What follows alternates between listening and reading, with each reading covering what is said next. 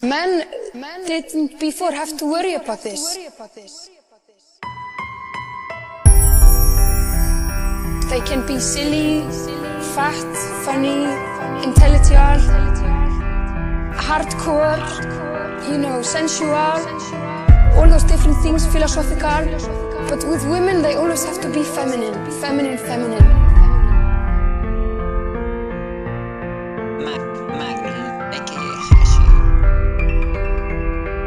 I think this is bullshit, I just like to see women who can be characters and can be themselves.